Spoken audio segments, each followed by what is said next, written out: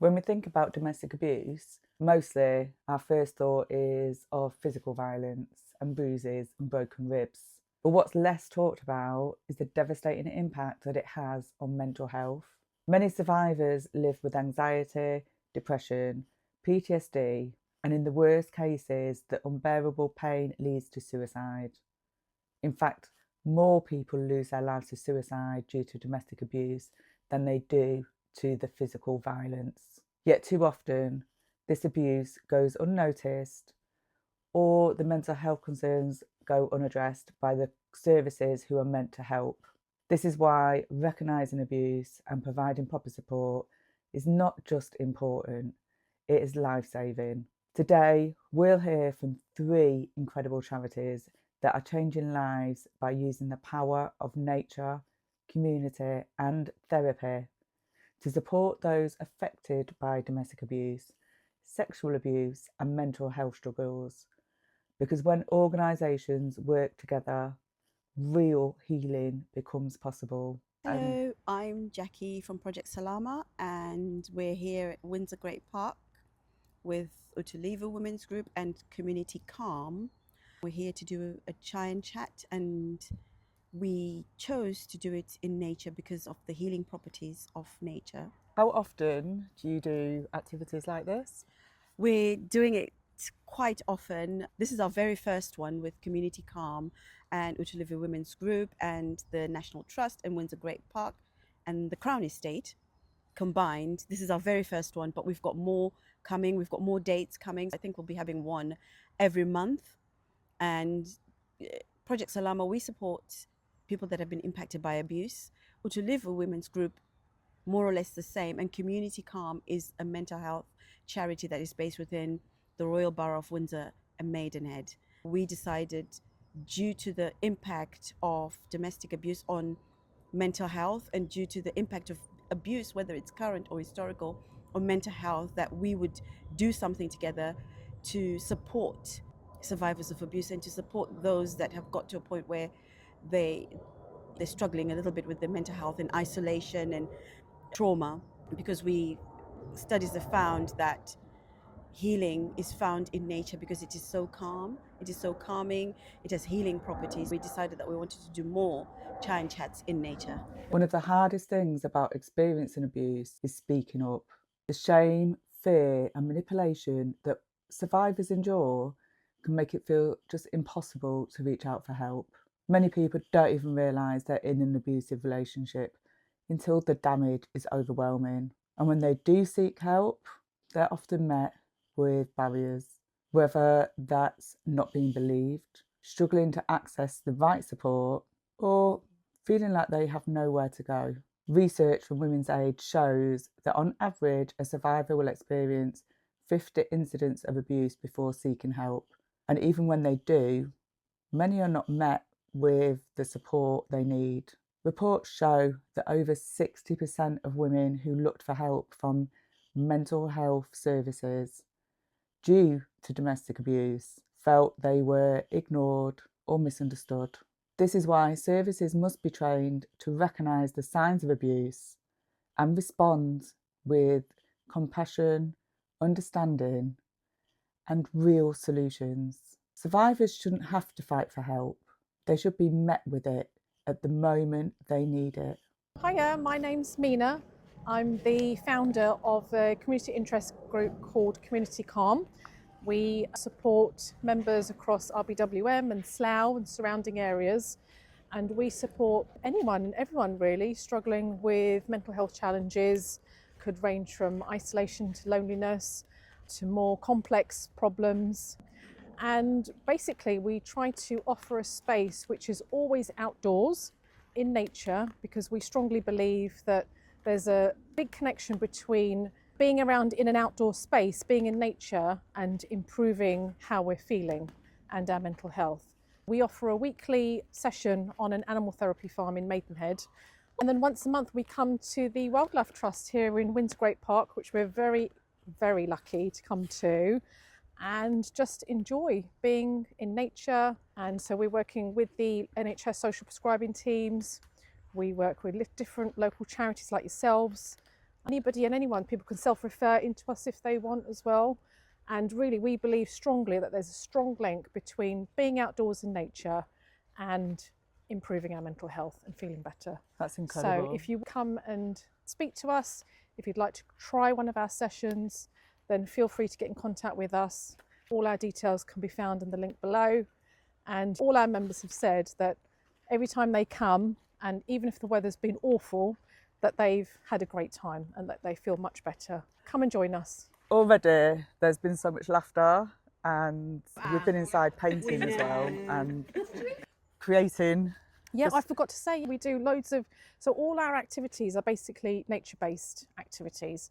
For example, we do nature mandalas, we collect things from nature, bring them inside and analyse them and focus on them. And it's basically focusing on where do we fit in with the world? Because don't forget that we are part of nature. We are part of nature. And I think that social media is great, and our phones can be a real source of information.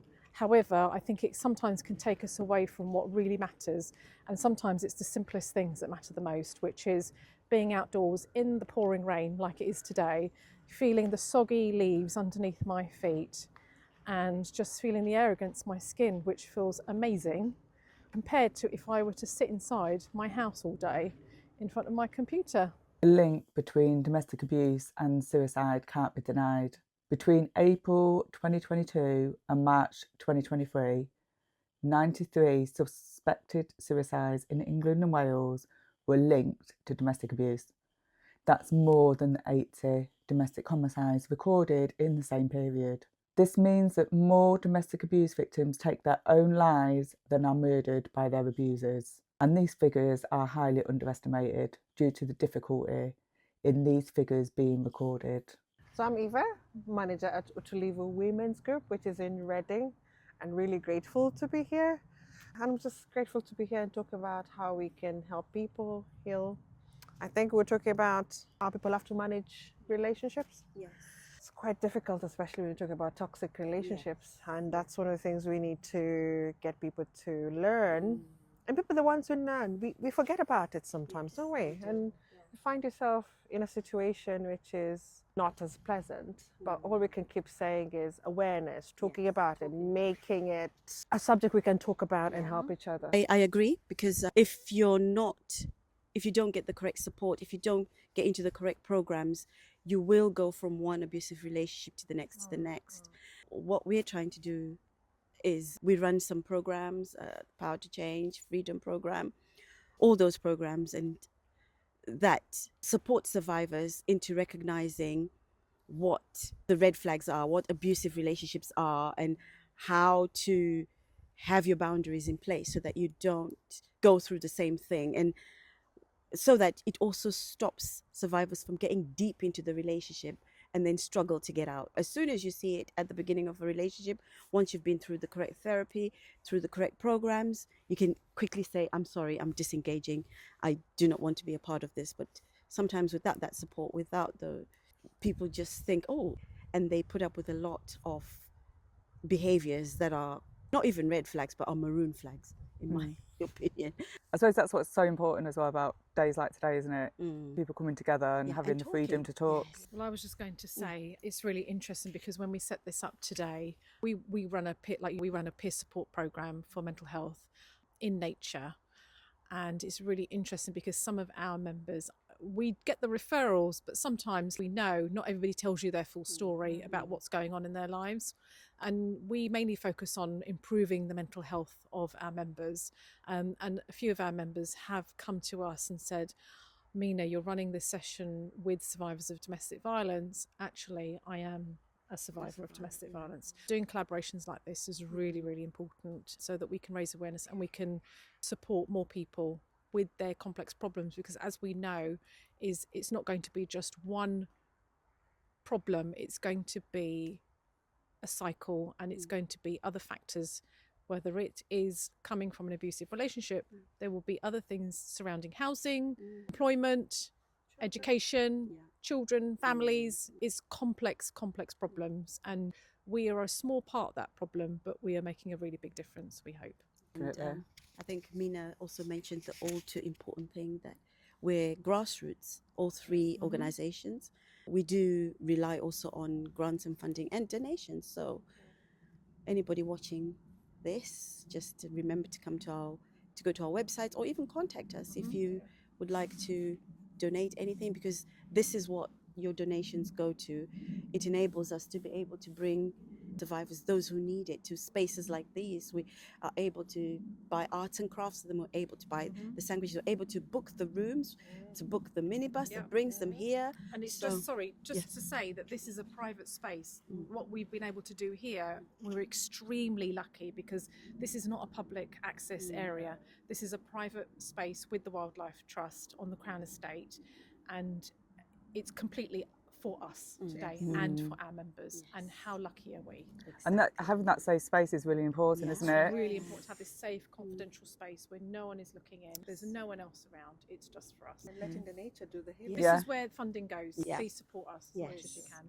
And I remember somebody saying that just because somebody's struggling, it doesn't mean that they don't deserve nice things too. Yeah, absolutely. Just because somebody's been through abuse, somebody's having mental health issues, somebody's refugee or a migrant woman or anybody from diverse communities or from any community, and they've gone through some tough times, it doesn't mean that they don't deserve these nice things too. It's just making sure that everybody's supported. Would you like to say more about who you support? And Yes, we're based down on the Reading Oxford Road, so we specialize in helping BME communities, so Black, Asian, ethnic minority women, and making sure that people can integrate better into communities. Mental health, FGM as well is a really big part of the work that we do, making sure people know their rights as well. Domestic abuse is the core of making sure people know their rights and how they can improve. But making sure people get the healing, support, and promoting healthy family lifestyles is what we try to do. Just talking about domestic abuse and mental health, yesterday we attended a suicide prevention first aid course, and it came up about how a lot of suicides are linked to domestic abuse, and sometimes that's not recognized immediately, and the importance of mental health and the importance of the correct support, the correct training of professionals as well, to be able to pick up and to support people appropriately whenever they're struggling with their mental health. Because the biggest thing that people forget is sometimes the mental health issues come due to the abuse. When you go and see your GP and you 10 years into a relationship, and maybe at year 3 you went to the GP and said, I've got symptoms of anxiety and depression, and the diagnosis was put in place. When something then happens, there's the probability of people just writing it off to mental health without actually looking properly into it. We want to push for all those things, because nearly most people that we meet that have a history of abuse do present with mental health issues of some sort, whether it's anxiety, depression, panic attacks, things along those lines. And this is due to the trauma that you've been subjected to in that abusive relationship. I am a big advocate of training everywhere, training healthcare professionals, training teachers, training the judges, training the solicitors, training everybody to recognize domestic abuse and the huge impact that it does have on individuals, so that the correct measures can be put in place. And training the police, training everyone really. Anyone that comes in contact with anybody, be it adults and children, needs to be appropriately trained. There should be some sort of training of domestic abuse with anybody that's in contact with people, so that the support can be put in quickly and appropriately.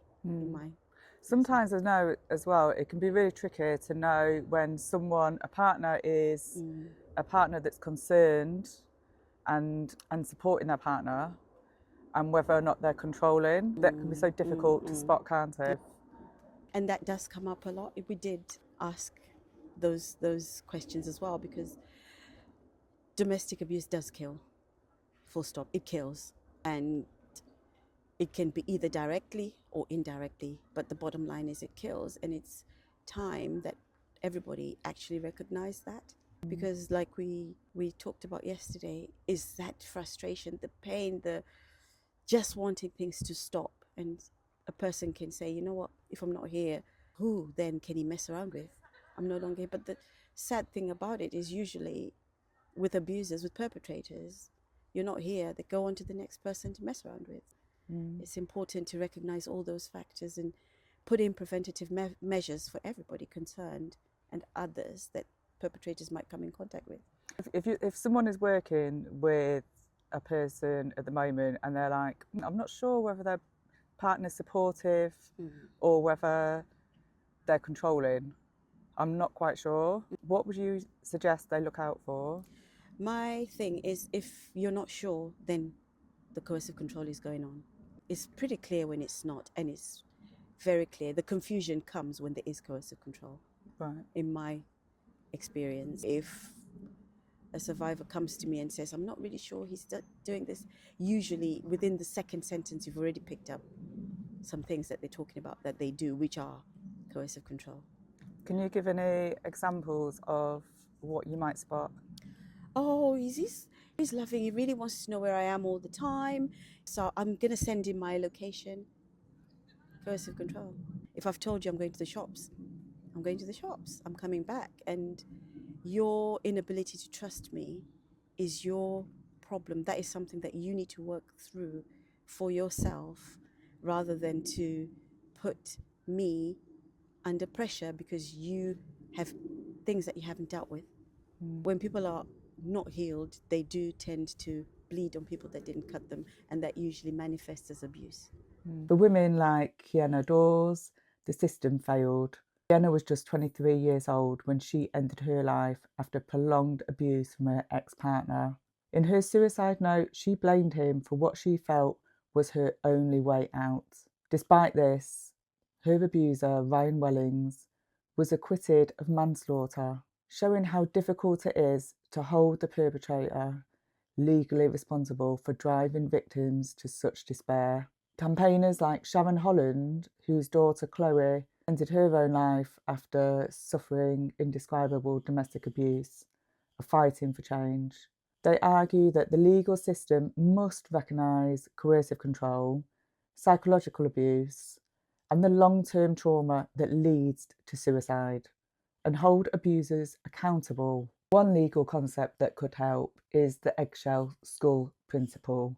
This states that if a victim suffers extreme harm due to a defendant's actions, even if they were more vulnerable than the average person, the defendant is still fully responsible. In domestic abuse cases, this could mean recognising that an abuser's coercion, control, and emotional torment directly contributes to a victim's suicide.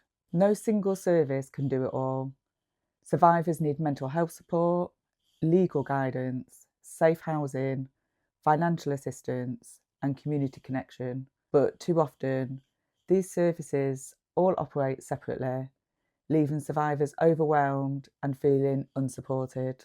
This is where collaboration changes lives, and we've seen this with initiatives like the Domestic Abuse Housing Alliance, DAHA, which partners with housing providers to provide safe accommodation without survivors needing to formally report their abuse, or the IRIS programme.